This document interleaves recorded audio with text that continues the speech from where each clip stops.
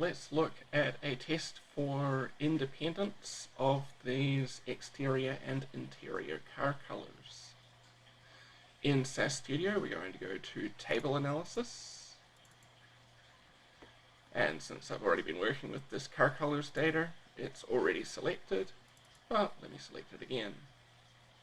I need to choose two variables here, a row variable and a column variable. Let me choose interior as my row variable and exterior as my column variable. And let's not forget to add in count down here as our frequency variable. On the options page, we're going to be presented with a few options. This is going to, we would choose different options here depending on how we wanted to present our data. I'm going to choose column percentages, and you'll see that that might make some sense in a second here. And we've got our chi-squared statistic. This is going to be our test of independence. Alright, that looks good. Let's hit run and take a look at our output.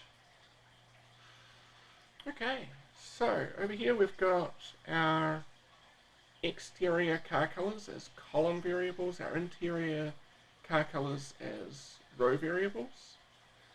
As we're looking at these percentages, what we're seeing is that for blue cars, the black, cream and grey interiors were each about equally likely to be chosen.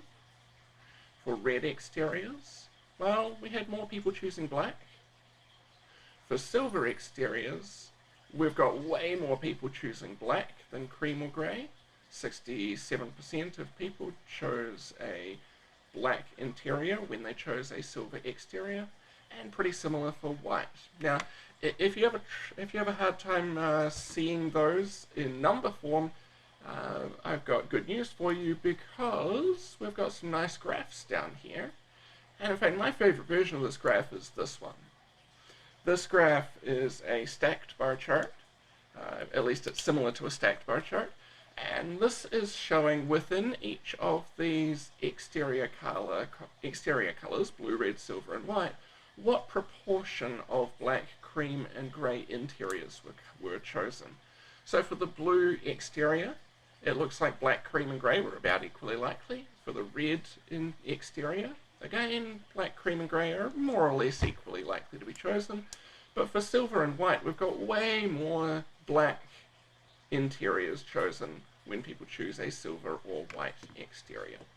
So what this is telling us is that, well, this doesn't seem to be an independent choice. It seems like once we choose the exterior color, that will sometimes lead us to be more likely to choose a different interior color.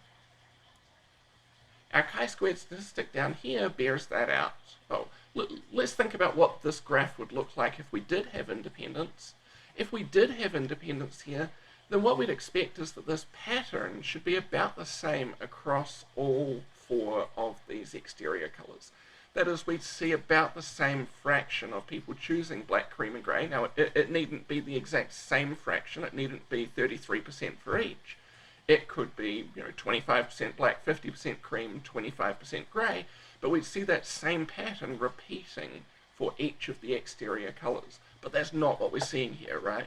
What we're seeing is that there's a very different pattern for these different exterior colors. And so how that's going to show up is that we'll have a large chi-squared statistic, testing for independence. That's what we've got here, this 18.44 value for our chi-squared test. You'll notice actually that we've got three different chi-squared tests here. This is not super uncommon in SAS Studio. SAS is often going to give you multiple versions of the same test. Typically, the first one in the list is the one that you're going to be interested in. So here it is, chi-squared test of independence. We've got a value, a chi-squared value of 18.44, but none of us know if 18.44 is big or small. What we need to rely on is the p-value. And so that's our p-value over here, 0.0052. That's 5/1000ths approximately, which is much, much lower than our threshold value of 5% or 5/100ths. So we'd conclude from that that these car colors are not independent, that knowing something about the exterior chosen will tell us something about the interior chosen.